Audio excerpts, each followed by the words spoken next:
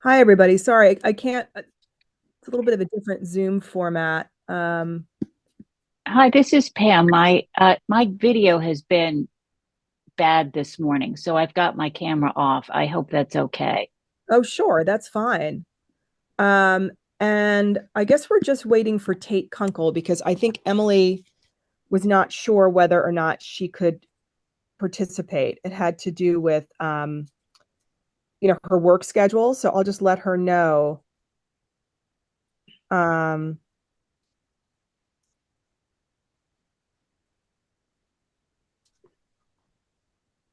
that we're on. Can you guys hear me? It's Adelaide. Yes. Hi, Adelaide. Hey, hi. Okay, I just had a weird message on my video about audio, so I just was checking. Okay. Yeah, and it's fine if you want to ask questions, but we're just gonna have the Got committee it. No, and no, you I guys. just was one. I was getting a different audio signal that I couldn't figure out. That's the only reason I'm asking. Oh, no problem. Um, I'm just It checking is a it. different format or something for something's different. I don't know. Yeah, I just, I went up to the top and hit, in my box unmute, and that seemed to work. Um, Okay, thanks.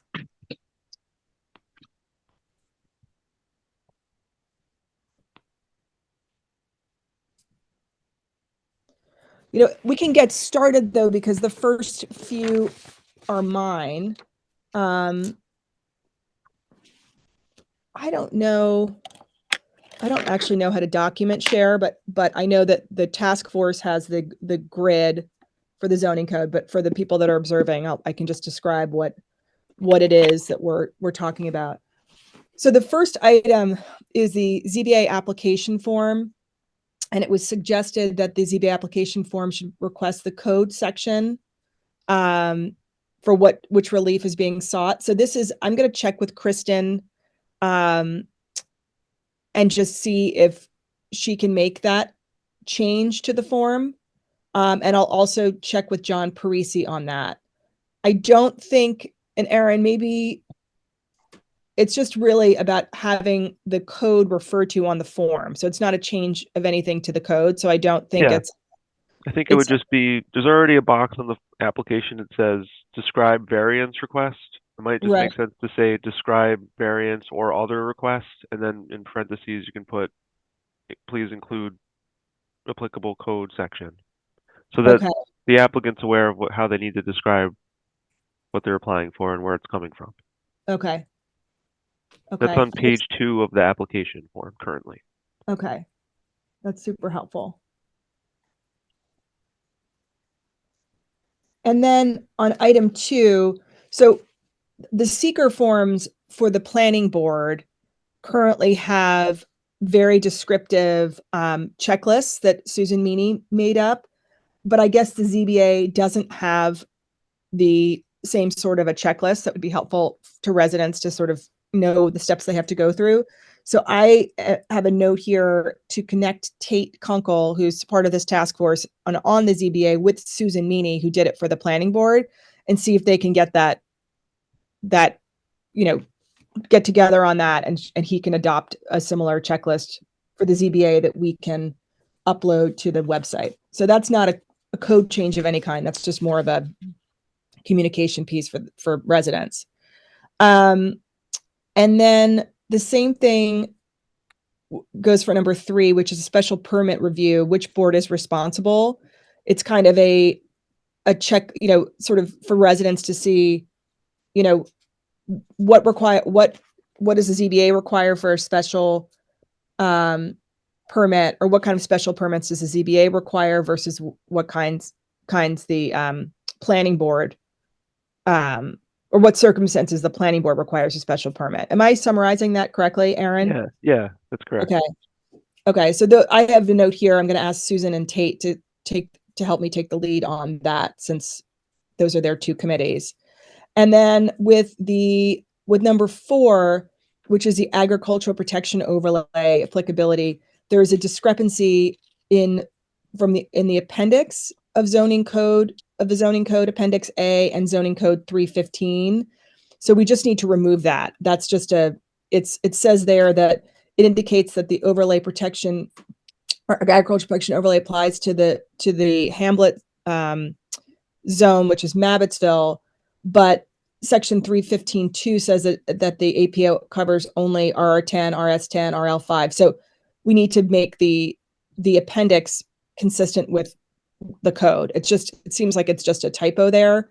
And we did review that with Megan from Vanderwater. And that is something that, because it is a change to the code, but it's more just a discrepancy. The code says one thing and the appendix says something else, that, because it technically is a code change because the appendix is part of the code, that will be, put through all the appropriate steps of public hearing and all that. But it is just a kind of a minor change of making sure that what the code says is consistent with what has been outlined in the appendix.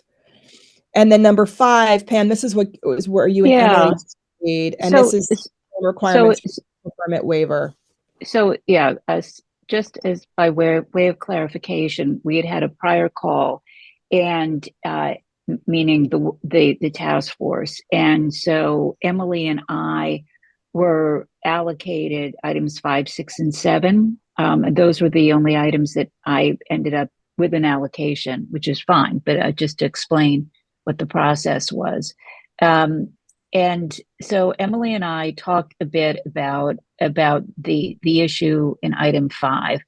And it's slightly different language in, so section 472 it discusses special permits, whereas 483 talks about permits generally. In other words, all permits. If a special permit is different from permits generally, then the language in 472 does seem to suggest that that for special permits there needs to be this pre-approved list of selected site plan requirements, which it's okay to not require for certain types of special permit use applications. That predetermined list doesn't seem to apply if you're under section 483, because for section 483, that applies to proposals that have minimal impact on surrounding properties. And if a proposal has a minimal impact on surrounding properties, then the planning board can waive any of the requirements listed here. So it's really kind of two different things. I don't know if that's helpful. That's how we were reading the two sections, and it may be that the planning board or the ZBA want to take a different approach. But if they want to do that, we would recommend changes to the language to reflect what it is they want to do. Okay. What is, Aaron, what are your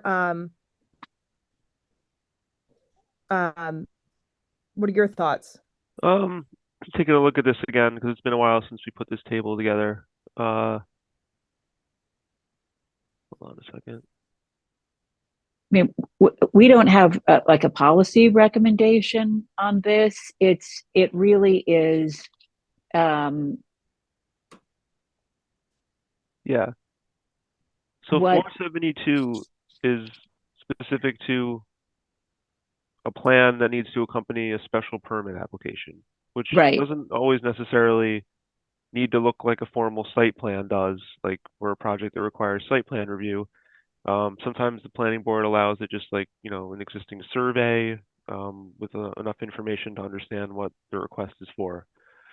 And I think Yeah. that may be where the issue is coming up, because the second to last sentence of section 472 seems to say that that the full requirements are inapplicable in the discretion of the planning board or ZBA. But it seems that you need to have certain types of special permit use applications. So in other words, section 472 seems to imply that there's this pre-existing list of certain types of special permit use applications, when I don't think there is No, any such list. there isn't. Yeah, it's So- kind of just, up to the board's discretion, kind of how they feel, what the nature of the application is and whether or not, And and they that- kind of just discuss whether they think they need more than what an applicant might be showing. And that's what the last sentence of section 472 seems to give the planning board and ZBA, that kind of discretion. Mhm. So, the language maybe here could track what is what the preferred practice is. Or we can just looking at 483 again, which is just 483 is the required plans for a site plan application, right? Right. And that doesn't really include similar language about how the Right. planning board and ZBA can waive certain things. So maybe it's just a matter of taking that language from 472 and adding it into 483 in a way that makes sense. Yeah, that would be another way to handle it. I mean, it kind of Well, says it already. For proposals that have a minimal impact on surrounding properties, the planning board may, in its discretion, waive any of the requirements of this section for specific applications. So, and this says planning board only, whereas Right. 472 says planning board or ZBA. And I don't know if that makes a difference. Well, it does, because the zoning board doesn't review site plan applications, only variances and Got it. the special permit that this town has, which is for like increasing the floor area of a non-conforming structure up to Mhm. 25%, which falls under like a special permit from the ZBA. So I mean, this might be okay actually the way it's written. Alicia, did you have anything on, like, any thoughts about this one and why we may have included it back in the day? Yeah, just because it does have it there is that the language is a little bit different. So, in sorry. Yeah. At one point the language says that it seems like it's specific to each application, case by case. And the other language, like the last sentence of 472, does say it keeps the last sentence and the second to last keeps saying certain types of special Right. permits. Yeah. And so that's where it's confusing, and if there's a list, then it's clear, but it's a little bit less flexible. But the flip side is that if it's more flexible, then you might get some claims of unfairness to say, well, my application was so similar to this other one, and this other one you waived the requirements, but why aren't you doing it for mine? Yeah, to me, it's better to be clear and consistent. But I don't know, since this does have to do with the planning board and the ZBA, if it makes sense to have, so I did hear back from Tate and Emily. They're both stuck on work Zooms. They're going to try to join as soon as they can, if they can get off of their work Zoom. But so we're going to have to follow up with them at another date. But I wonder if it's something I could add to the agenda for the planning board and zoning board meetings for them to discuss it, or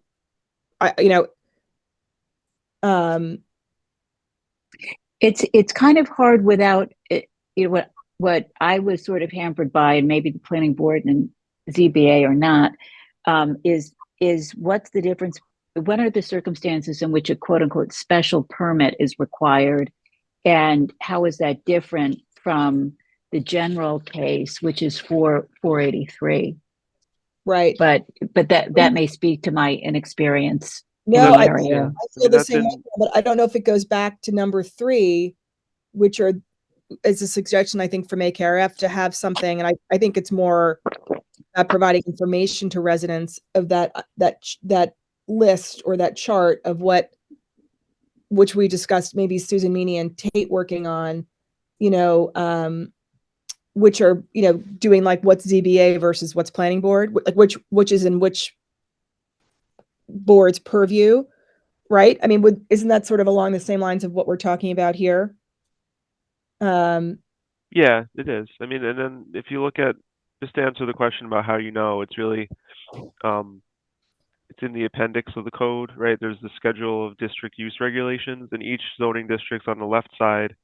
And then you have columns for permitted uses, principal uses permitted by right, accessory uses permitted by right, and then there's a list of special uses which may be allowed by special permit and subject to site plan approval. So that's where the key is for folks to know, like, whatever they're proposing in particular zoning district they're in, if it falls up with under, just site plan or also a special permit. In this case, it's pretty clear in that, there's a category of special uses, right, which aren't necessarily permitted by right and aren't accessory. Was there a question about what's the difference in the types of site plans between the two different sections? Was that a question, or did I misunderstand? Okay. So I Never think mind. the site plan section 483 is the site plan section for anything that requires a site plan review. That's where we refer folks to. The issue is some of these uses and the nature of the application might not warrant that they submit, a form, like a site plan that meets every single checklist item that a site plan application requires. If it's something that's a totally new project, that makes sense. But if it's if they're trying to retroactively legalize something maybe that they got a violation on and it's already there, a survey is all you really need to show like what this use is, where it is, and how it relates to other uses on the site, and where, how it's accessed. All that stuff is, if it's an existing condition, certain things don't apply. So that's really that's the key for the language there of, there's both boards using their discretion to figure out what they want to ask for. Right. So so the question is, do we want to be more specific and have them have less discretion, or because of the risk of it not being consistent, right? Or a resident saying you planted it for this person. And so I think what I'd like to do, if it sounds good to the group, is just, because we don't have Emily and Tate on, just to table that one, and I'm going to refer it back to the planning board for a conversation, and maybe the zoning board too, and just see if they have a recommendation for how to, or maybe it's a question for Megan, I don't know, on the legal side of whether we need to be very specific. I mean, the idea is to make sure it's consistent, right, and clear. So, all right, I'm just going to flag that one for now, just so we have time to get through all of them, and we'll see what the best way to move forward on that one is. Then number 6 is the non-conforming structures and uses. The code says 25% of what exists in 1971, but what if the structure was built after that year? Does the section apply at all, or if it does apply, then is it 25% of the structure at the time of the application, or at the time of construction? In general, this entire section requires a broader look. Yeah, You and Emily worked on this, and I just yeah. wanted We talked about it, and after our call, I actually went to the town hall to see if there was any kind of legislative history or any background, Okay. because the footnotes say that it was amended in 2005, and unfortunately, there wasn't anything that was available that could shed some light, because it is.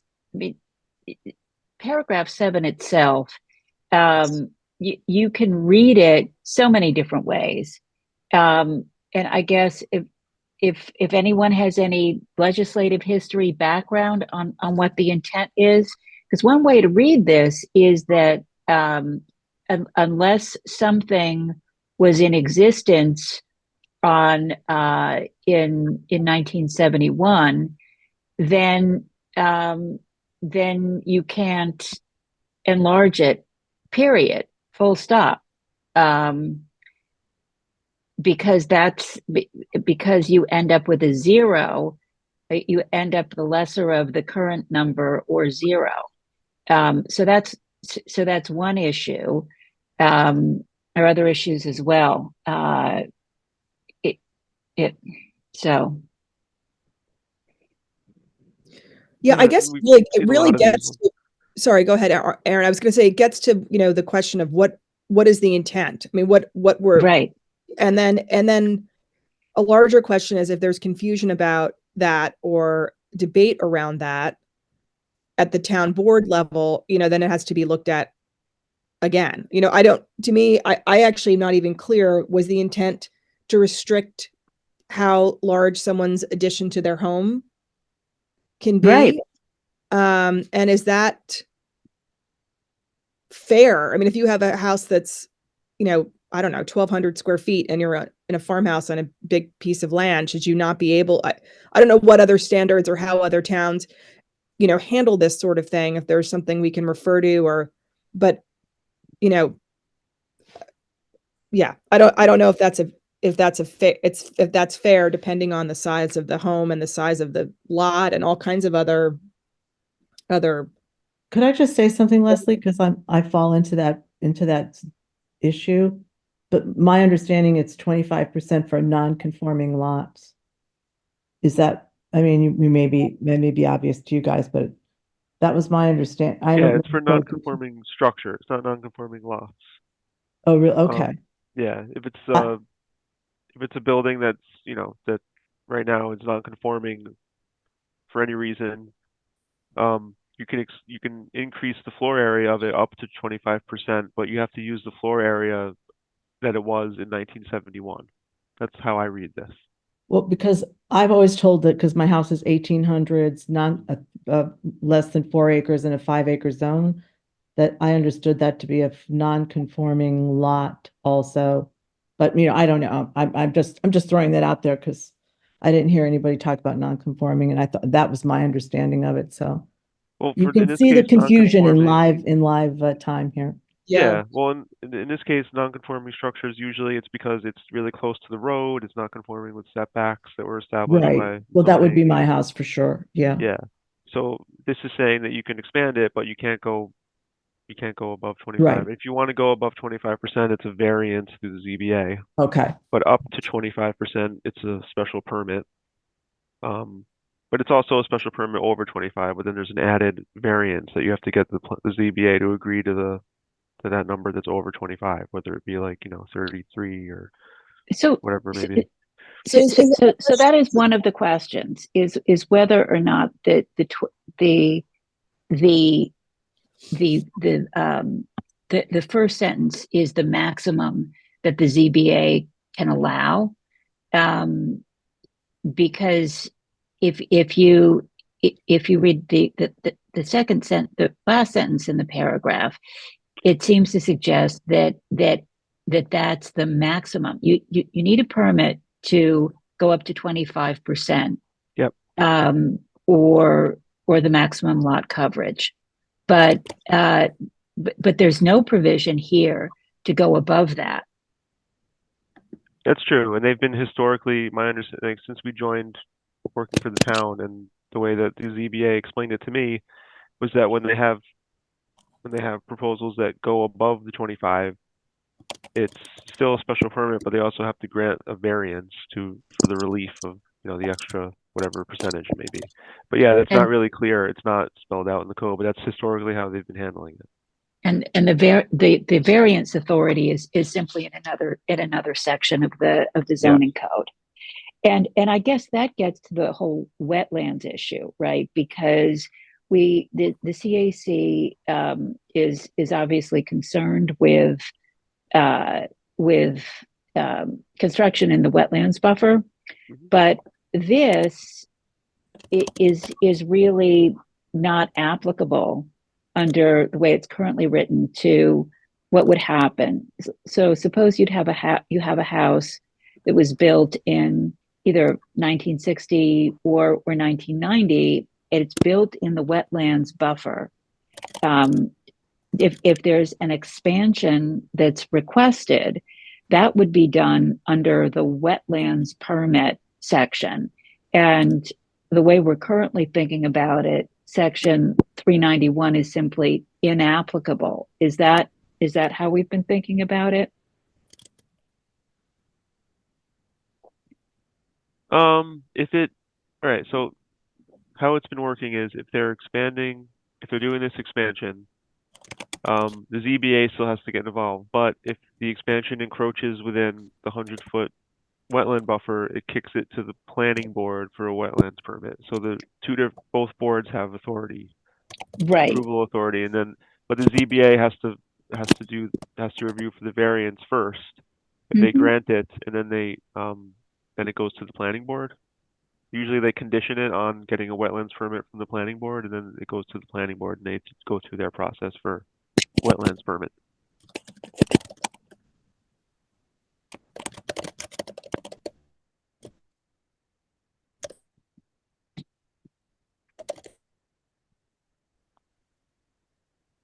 Does that make sense? Because the ZBA doesn't grant the wetlands permits. Right. No, Yeah. it's only the planning board. Right. But if the house was built in 1990, then it's only the planning board that gets involved, right? Or because what you would have is you could have a situation, you've got a house that is. Hear me? Go ahead.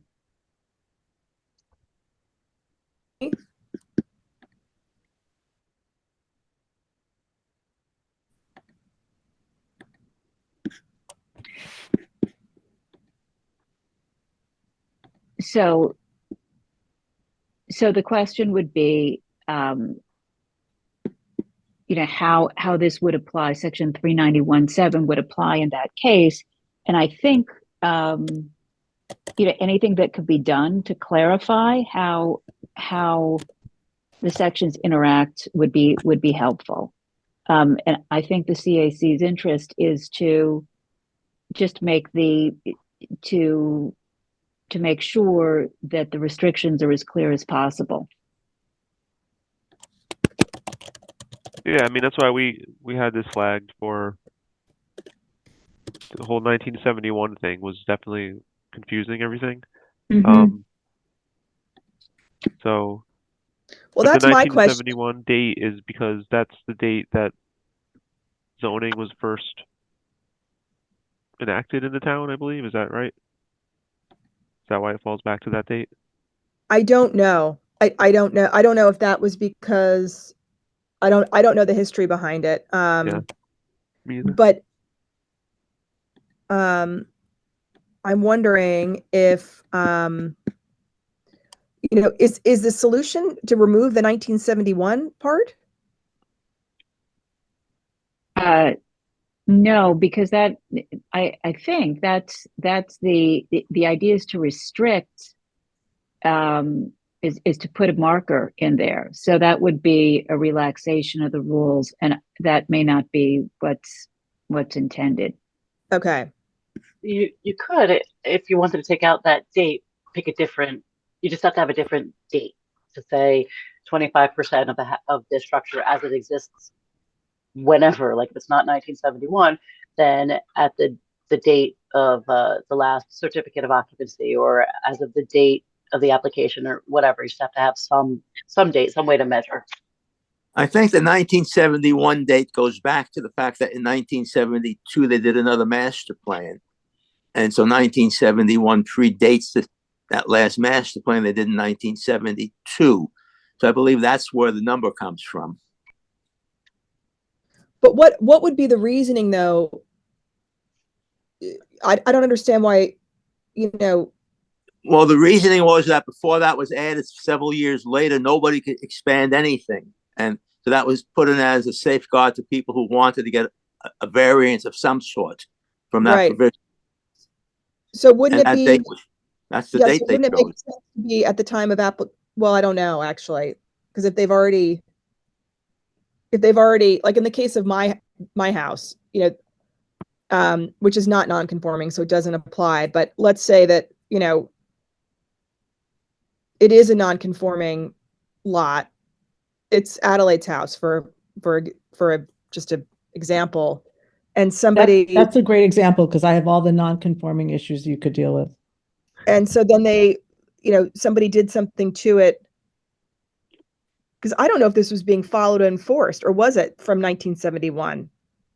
I guess what I'm unclear about is, was this written in I don't know what, it was amended in not sure. 2005. That's the thing. There was a local law in 2005 that was specific to this paragraph, but no one Yes. seems to know what that local law said and why what was changed and why. And that's exactly what I went to the town hall to try to find out and couldn't find anything. Well, I might be able to ask, I mean, if it was 2005, I believe, well, I don't know if Mike Murphy was on the board. I think he might have been, but Yes, he was. He was. Bob Audia was. So, Mike Murphy was too. okay, I could add that to just to understand the background there. And I could give you a little more history if you want. I'm sorry, I know I'm not supposed to talk, but I know kind of a lot about this issue. Okay, that'd be great. Go ahead. So go ahead. I'm just saying, Howard. I don't know if Howard knows what the 2005 issue is, but what I'm thinking, Yes, it was to allow people to get some expansion, because prior to that, the language was very clear: you couldn't do anything at all. So it was sort of like a little concession to people who could do something at least, but it was limited because they didn't want much change. So that's what it was put in. It was put in there after the fact. Well, this may be irrelevant, but I just know in 2003 and 2004, when that was when the issue, my Article 78 with Trumbull Home came up, and that was largely around wetlands and other things, but I don't know, it may have nothing to do with it, but it just it's odd that there's no record in 2005 of that law, but I'm having a feeling the more I look at these changes over the last 20 years, that may have impacted a lot of things. It certainly impacted 8 years of wetlands negotiations. So I don't know, I'm just throwing that out there, but so 2003 is when I think that wetlands battle happened, and that triggered the wetlands law. And at the time, Mike Murphy was the planning board liaison. And that was he was new on the planning board. So there were a lot of issues around that. So maybe that has relevance. I'm not sure. I'm just throwing that out there because the date's awfully coincidental. The town has a page where local laws are saved, and it only goes back to 2008, unfortunately. That is too bad. And then I know, like, the process when you adopt a local law is that it has to be filed with the state. I'm not sure if there's a way we can maybe track it down that way, but yeah, it's odd that there's no record of what that was. Was Jeff Battistoni the attorney for the town board? No, that was John Gifford. That was same law firm. Gifford. Yeah, and it was a pretty, that particular case, Trumbull Home and the wetlands battle, was a very large public relations issue. So they were really, there was, because it was an Article 78 that I brought, and they'd never done a subdivision before. So they claimed at the time. What year was I think that? it was the town's first subdivision. What year was that filed? That was it was 2003. I think it was filed in 2004, end of 2003. So right around the end, November or so in 2003, and it went into 2004. And the Article 78 was dropped when there was an easement put on the property. But the Article 78 was the trigger, and that case was the trigger for the entire wetlands battle the beginning and writing of that whole legislation which took like 8 years after that, or like 7 years after that. There was a wetlands committee, and Mike Murphy was in charge of that. So that subdivision issue did, I think, bring up a lot of things that the town board probably wanted to look at, but there wasn't a lot of transparency in many cases, so that I'm not surprised there aren't, that the record keeping was sketchy then. I mean, it was the first time somebody had really challenged them, and it was one of their first subdivisions, a 4-lot subdivision. So But it Well, was there's a chance actually, that Vandewater has a copy somewhere in their office if they were I the have firm. copies of I have copies of things if you need it. Well, I'm talking of this 2005 local law one that did apparently made some They changes to should. this Yeah, they 391.7. should. Here's what I'm thinking, that we have a bunch to get through. I'm just going to make a note here that we need to kind of get some more clarity and do a deeper dive on number 6. I can reach out to Vanderwater on that. Adelaide, if you have documents that you want to send, that relate to the history of this, and we can and I'll ask Bob and Mike if they have a recollection, and we can try to piece together the intent there and see, kind of take it from there. Sure. And while you're at it, I mean, item 7 is part of the same. Yep. Right. It's part of the same issue. Yep. Okay. So let's table then 5 through 7 right now, just for time's sake. Yeah. And we can go through on that. On number 8, which is a definition for steep slopes, Tate isn't on, but I actually talked to Aaron about this. The 2015 comp plan recommends that we define it, and that says less than 15%. I'm sorry, greater than 15%. And so to me, it makes sense to kind of do with what the comp plan was recommending. I think currently is it 20? It's 20%, right? Is the slope for a buildable lot? Land. Yeah, for the Yeah. buildable land definition in the code, it says that that slopes exceeding 20% can't be built upon. So like the definition of buildable land is that portion of a lot exclusive of all wetlands and watercourses, slopes exceeding 20% in flood hazard areas is mapped by FEMA. So there is no like steep slope definition, but like in other places in the code, there's like, for example, we called out the cluster subdivision regulations, which are not in the zoning code, they're in the subdivision of lands section of the town code, which that identifies greater than 15% as what should be avoided. So right. So we're thinking of having it be consistent and have the greater than 15%, since that was the standard, I think, that was recommended in the 2015 plan. That makes sense then. Right. I mean, that's my suggestion. I mean, obviously it'll go to that'll be one of the ones, since we're adding a definition and we're changing the code, that'll have a public hearing and all of that. But if that was recommended by the comp plan, that seems to be a little more, I think it's the 15% is more in line with kind of environmental protections, that we should have that be, it says that's recommended to protect groundwater and minimize runoff and contamination. So to me, that sounds like that makes sense to have that be the slope grade and not 20%. Definitely.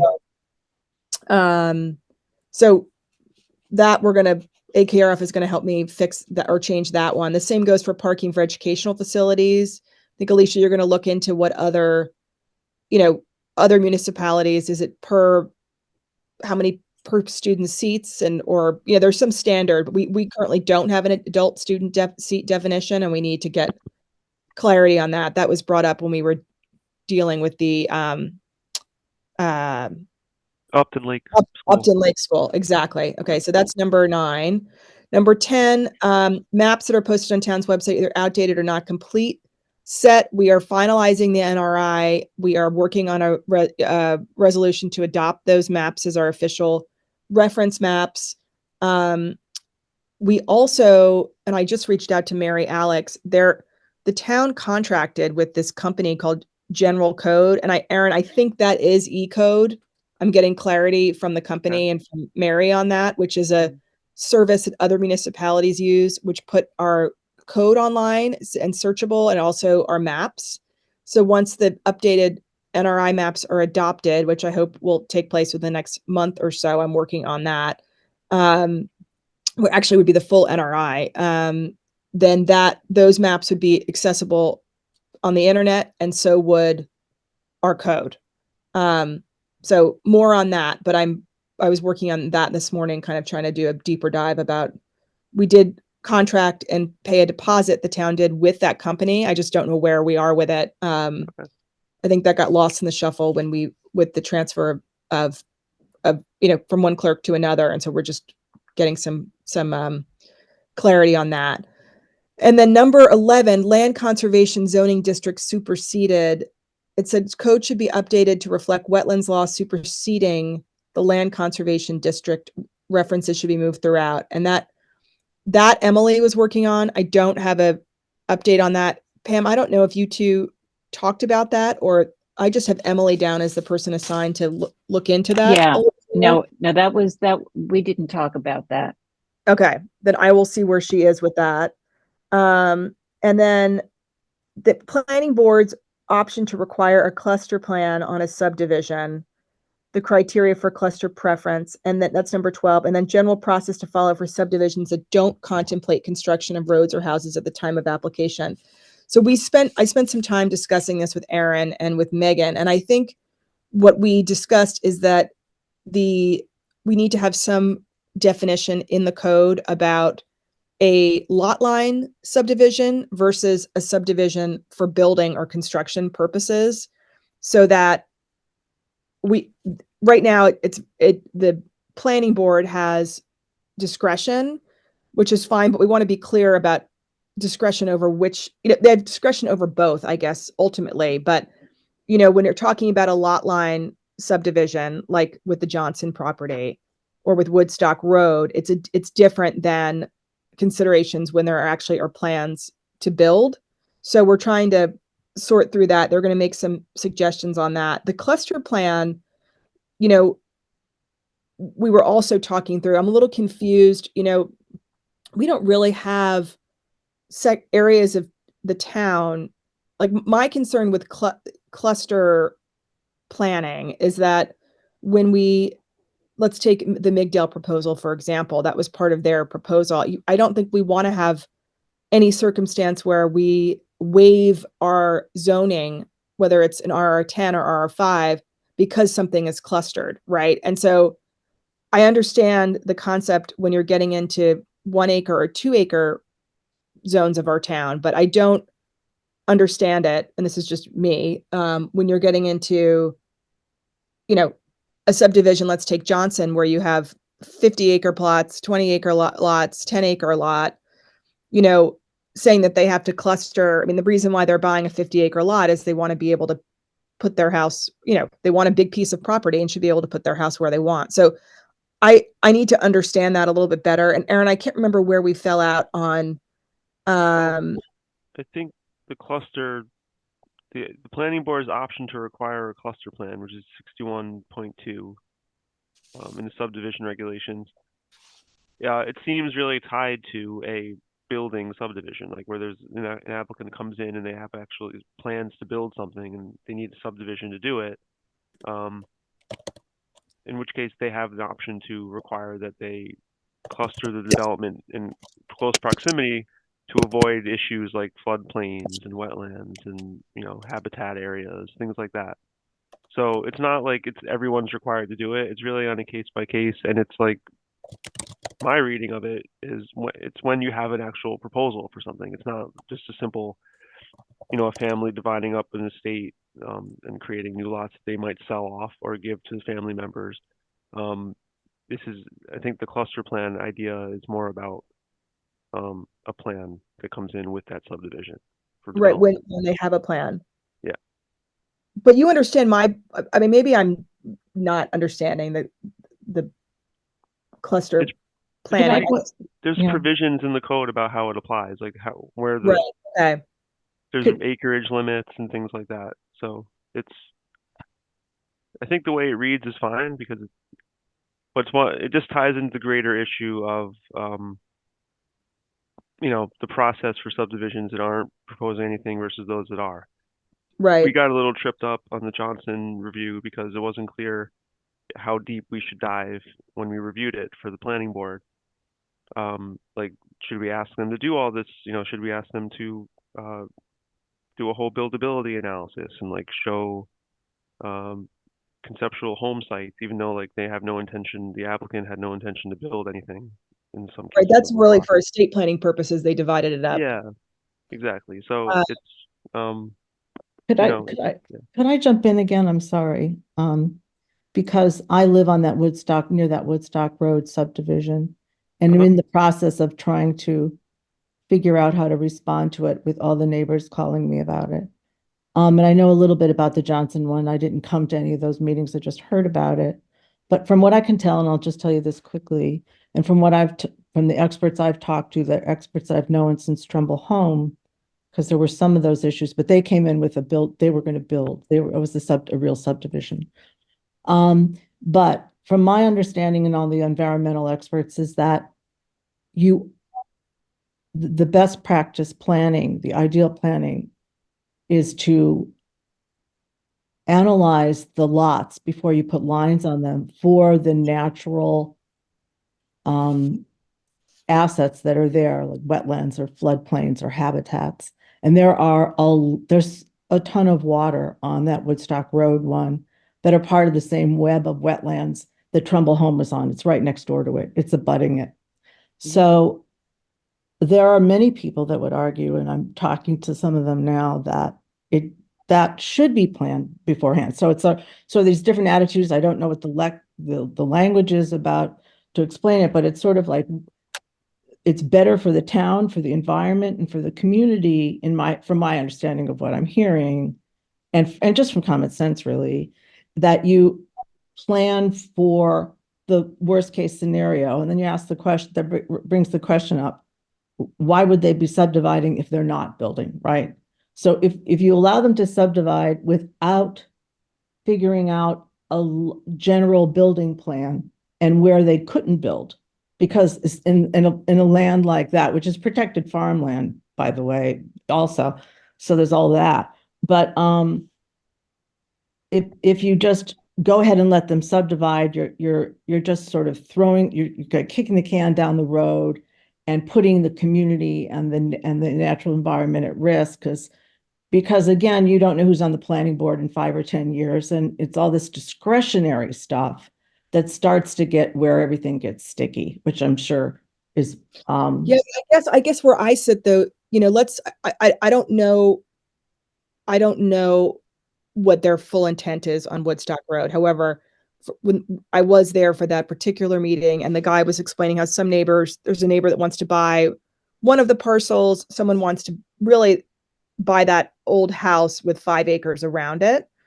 And do we want to ask people, if they're not planning to do anything yet, to spend the money to do an analysis when it's hard to even understand what the analysis would entail if you don't even know what the plan is yet? I guess that's Yeah, right. besides saying buildable or not buildable, and our wetlands law is pretty clear about that, what's buildable and not buildable.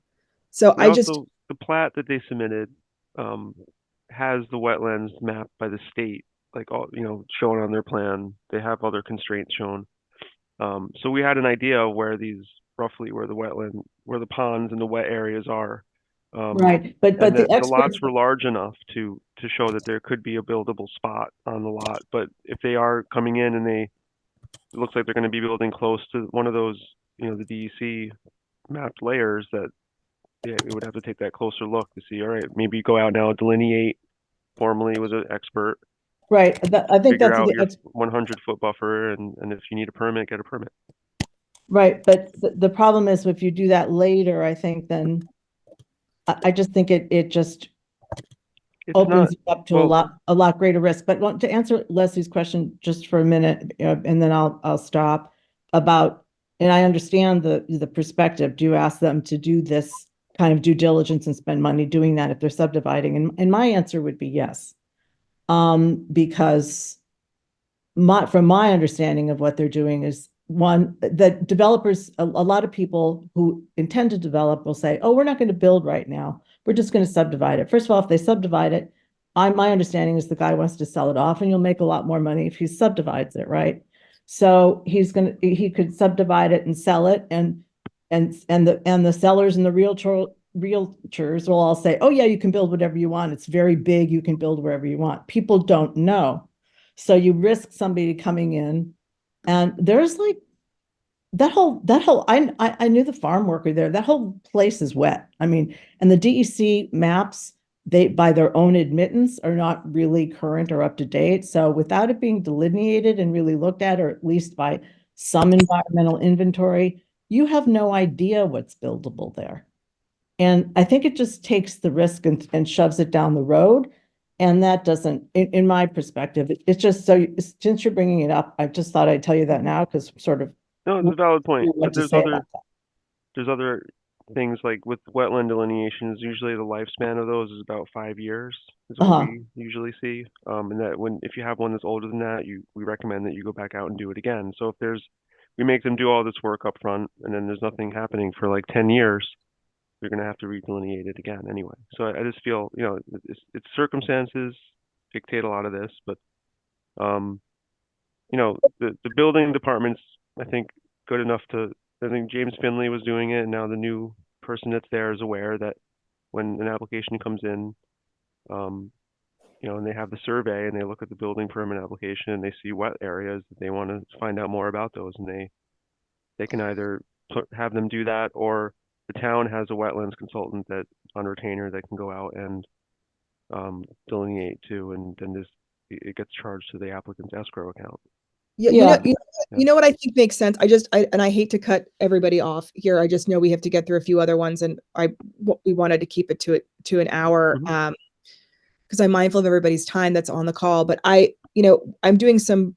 I'd like to pose this question, Aaron, to Nan Stolzenberg and Jim Stout, who are helping me with some other things for the town, and I'll let them, give me their perspective on 12 and 13.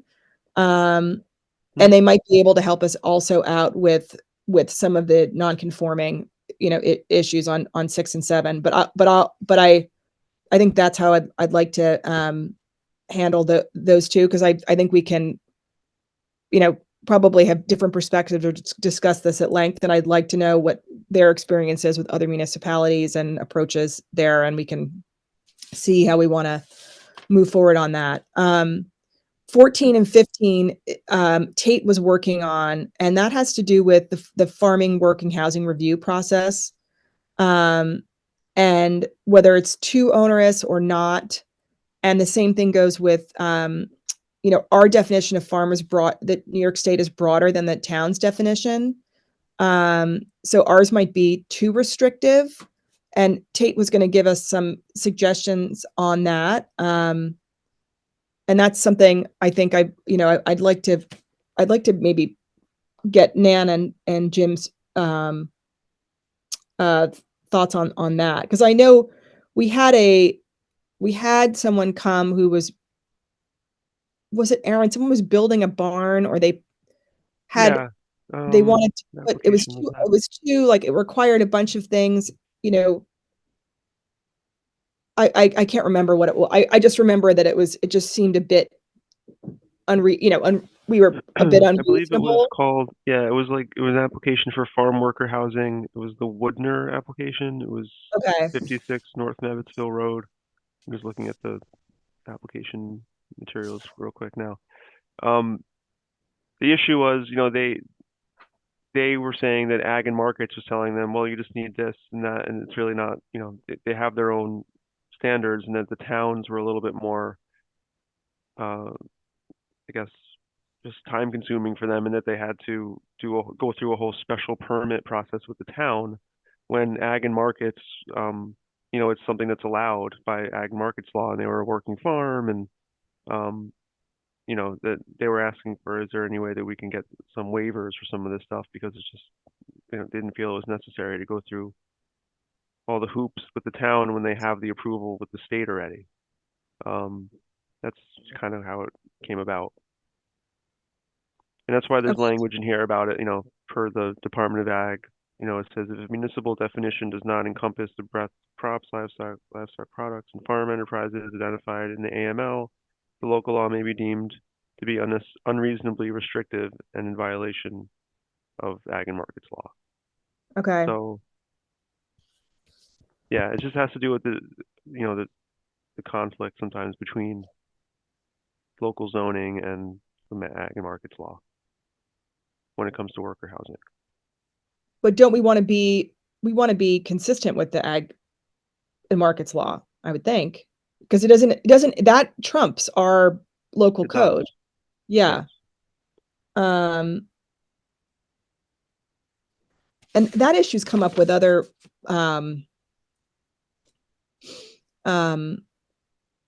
other things happening in our town where lawyers have argued that we are in violation of ag and markets. So It looks like there's a note here that this was also part of it was a recommendation under the 2015 comp plan too, okay. for number 15. Yeah. So then that makes sense that that's an easy thing to, we obviously, that would be one of the things that we would send to Megan, Aaron, and have her, we could make that tweak and it would be, there'd be public hearing. It would go through all of those channels. All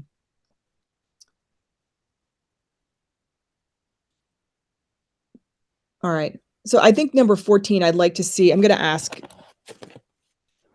Nan about that one too. And Aaron, if you have any suggestions on 14, what other Alicia, towns? did we look into this and do some research about number 14? I don't. Yes, we did. I asked Tate to, but I'm not sure. Or did Alicia do some? Yeah, I did some research and I have some notes, which I can neaten up before sharing. But in general, there's some guidance from the state about how restrictive the local municipalities laws can be, and that they basically can't be much more restrictive than the state. So it says if a municipal definition does not encompass the breadth of crops, livestock productions, and farm enterprises identified in the AML, it's the state law, the local law may be deemed to be unreasonably restrictive and in violation of the state law. So they also have, requirements about being, it can't be unreasonably restrictive, like if you have too many requirements in order to get the permit that's being requested.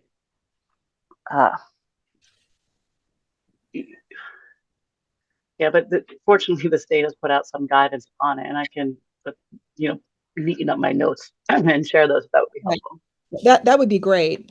Sure. And the last thing I think that we talked about, Aaron, in the notes at the bottom, and I've got to pull that up. Sorry, maybe there's other ones that I've got to pull up the task force code. I mean the chart. 1 second. On solar panels, I asked Vanderwater. We've had some applications that had issues with, solar panels being. This is not solar panels on roofs, but solar panels being installed, in fields and on lawns without. I think currently it's sort of like if the neighbors approve it, it's okay, but they don't. We've had circumstances where people build them, and they've had to pull them out because, it's in a direct line of sight of their neighbor. We have that screening requirement. But to me, I asked Megan, I said, do other towns require a site plan review for the installation of solar panels? And to me, that just makes good sense. I mean, I wouldn't want to look at, it's even if it's, and obviously I think with solar panels, there are certain places that you want to put them, right? Because you get more sunlight, obviously. But I think that just, to me, it makes just good sense and is good practice. And I guess that is how other municipalities handle it. So that's something that, I'd like to include. And let me just see what else we have on our list there. 1 second. Pull this up. Or Aaron, do you have it? I have the printed chart of just my to-dos and everyone's to-dos. I don't have the one. I'm going to find it right here. 1 second. It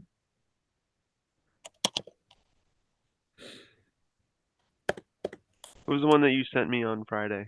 Yeah, I know. Yeah. Just see if I can pull it up here. I can.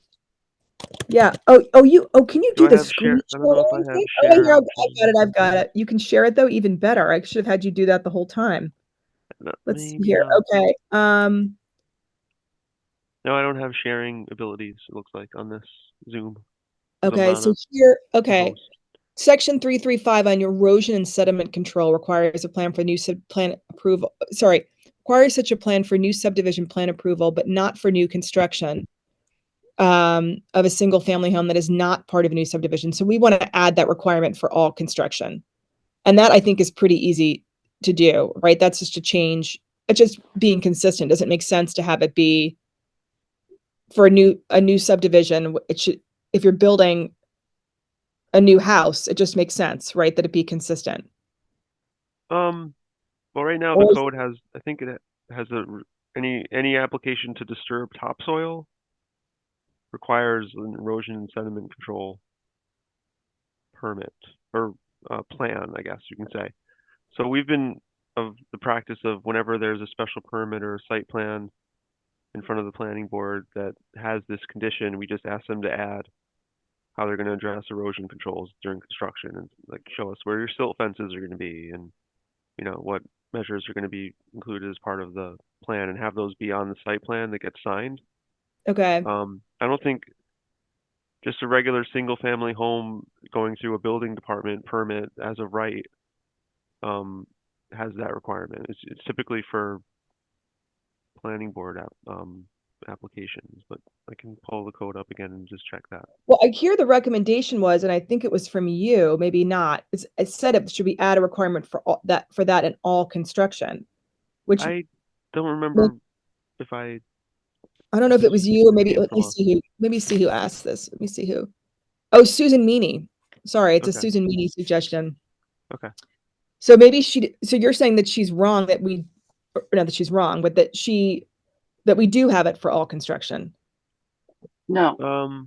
Right now it's for 335 erosion sediment control. Number 1 says activities requiring a certified erosion and sediment control plan.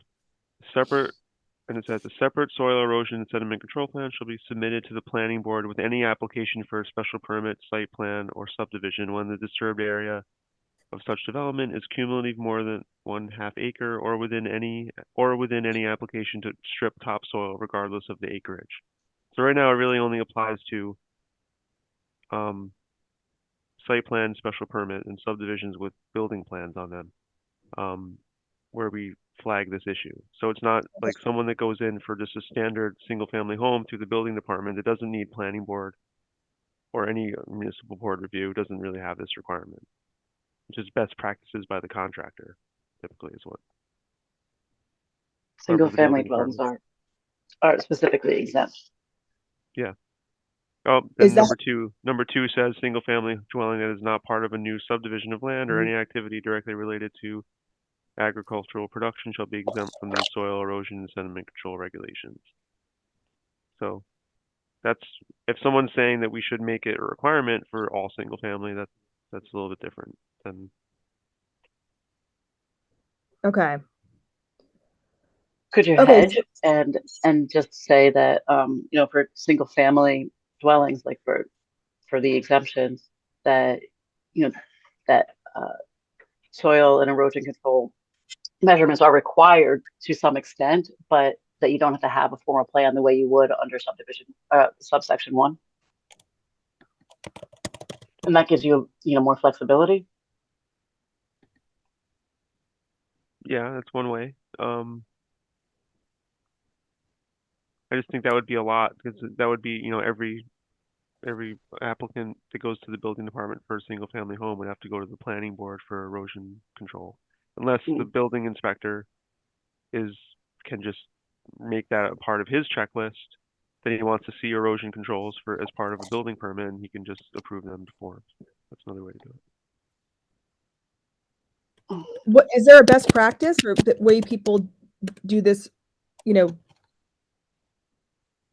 Yeah, I mean, I think if it's something like a single family home, it doesn't require or trigger any kind of site plan or special permit, and it's just going strictly through the building department that whatever they ask for their building plans also show construction information, like where vehicles are going to be staged and how you're going to handle, where you're going to stockpile the soils and where you're going to, put silt fences up to protect anything nearby.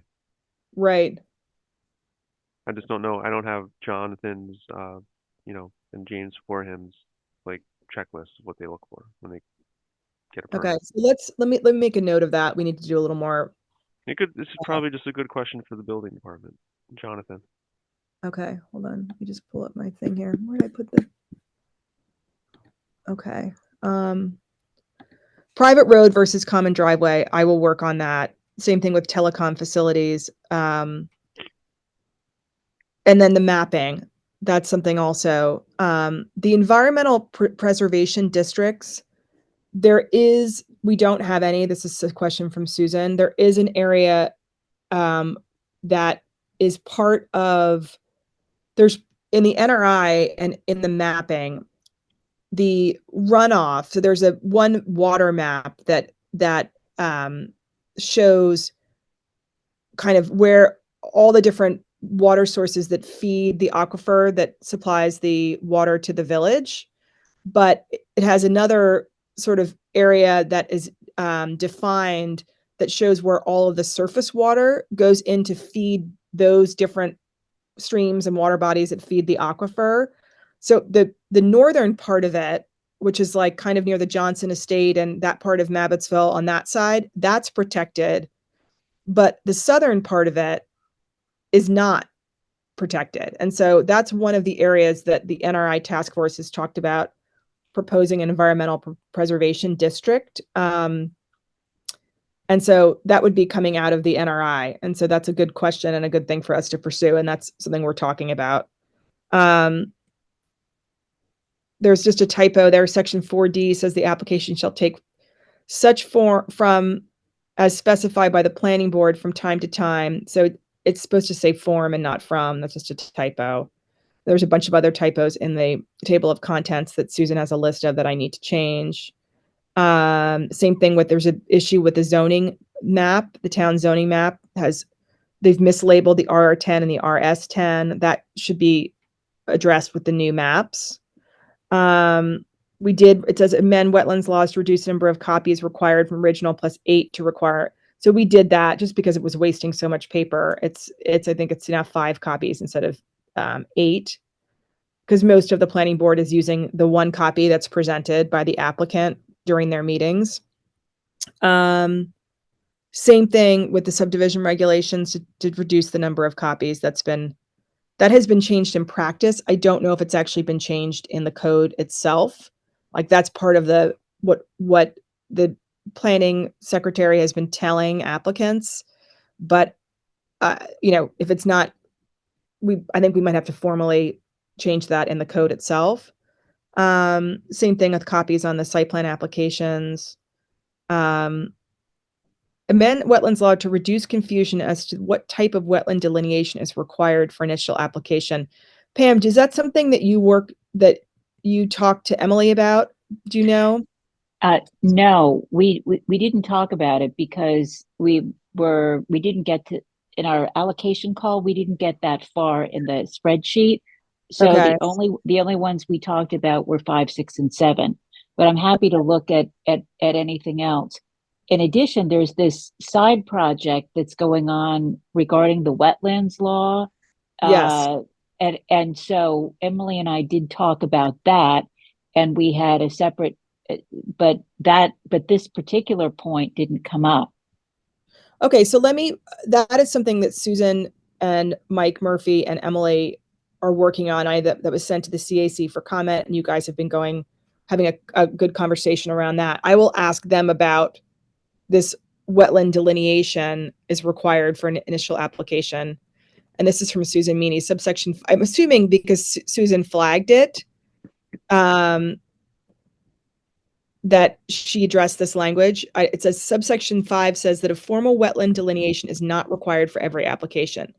Section 11 says that the board can require a formal delineation, yet uses language that makes it sound like it's required. And then it's just unclear whether it's required or not. I mean, to me, it should be required. You want to see where the wetland. I'm assuming Right. I mean, why would we have that? Why? That's the whole point, right? The whole point. So, let me make a note of that and just check up with them on that and make sure the delineation is required. I think they were in the process of, like, I know Emily was involved in that they were coming up with like a minor wetland permit, like a new definition for one, like, and that might be where this is coming from. Yeah, and so Emily and I did talk about the minor wetlands permit, and we shared the CAC concerns that there could be scope creep. Minor, it might be an opportunity for people who had truly major projects to try to characterize them as minor, and we had a good discussion about that possibility. Okay, so there's possible more updates to come then. Yeah. Okay. Okay, so just for next steps, there's a bunch of things we just went over that are pretty straightforward, like some of the typo things that some of these ZBA forms, the checklists, things like that. The non-conforming structures conversation is one that is, we need to get some more background on. We talked about, I'm going to find out the 2005 thing, if Adelaide had other documents that she, or any historical, I don't know, emails or please, we'd love to have it. And I will do the same on my end to get a better understanding of what was intended there and what more information we need to kind of figure out how we want to clarify that going forward. And then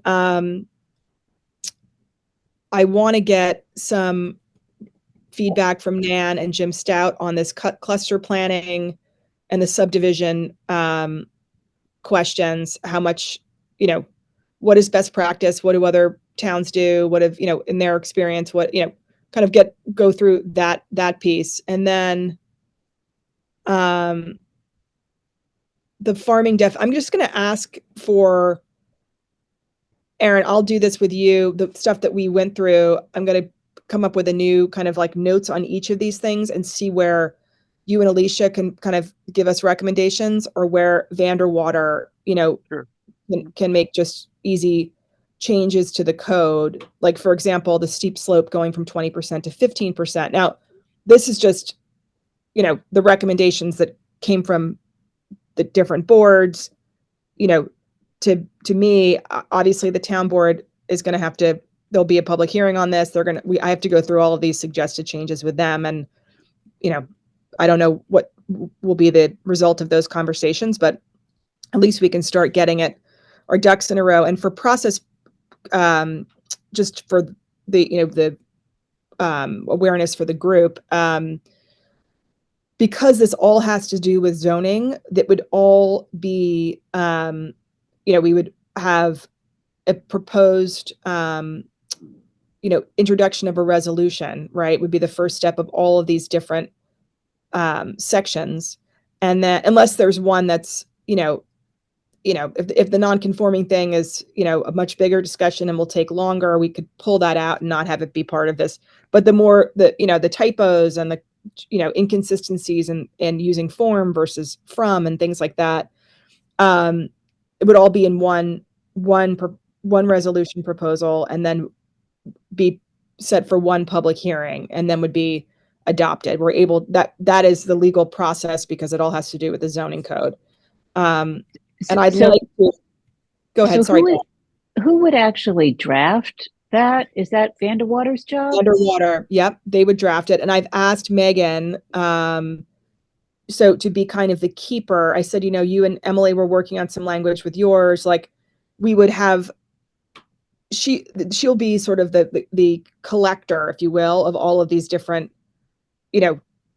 drafts or selected, suggested changes. Like, again, some of these are very straightforward. I'm just going to ask her to do that. And then she would give it back to the task force to talk through it again. And then we would present it to the board at the appropriate time. But I think for the next meeting, what I want to get some more clarity on is the, numbers 5 through 7.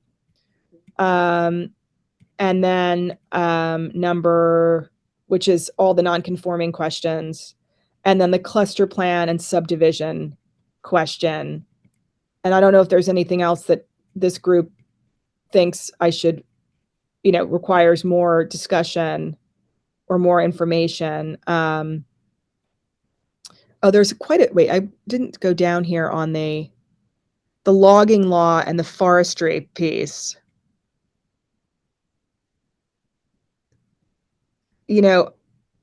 Aaron, I don't know if you have, we don't have. So the 2015 comp plan recommended that we adopt a best practices to protect forested areas. Do you have any thoughts on that? I can also ask Nan about that. But what is the note? Yeah, there's a note that says Jeff has a proposed law on logging. Yeah, which was one I think from that Amenia had adopted because they had someone who would come in and wanted to clear a bunch of forest at the other end of Deep Hollow Road. But right. Well, they have a timber harvesting like section of their code, right? That all that right, falls into. right. Well, that also goes into tree ordinances because a lot of times people just clear cut indiscriminately. I've seen a lot of that. And there's also been a lot of talk over the years for tree ordinances because it goes hand in hand with wetlands ordinances and a lot of the environmental policies. And all I can say is, where is the town going? Is there, I'm sure there's money in the town for environmental consultants, specifically wetlands and different consultants, maybe independent of the Steve Marino and the town's regular consultants, but other people to come in with different eyes and perspectives to give you some input on the environmental issues that a lot of stuff you're talking about entails. I don't know if you have money to spend on consultants to help you with that. We do have money to spend on consultants, and that, But you're going to need it probably. I don't know. I mean, you might. I mean, it sounds like it would be really helpful, is all I'm saying. And to get broader advice, because I can tell just from listening to a lot of it and knowing, because I was part of the wetlands law battles, with Mike Murphy heading that committee, and it was slow walked for a very long time.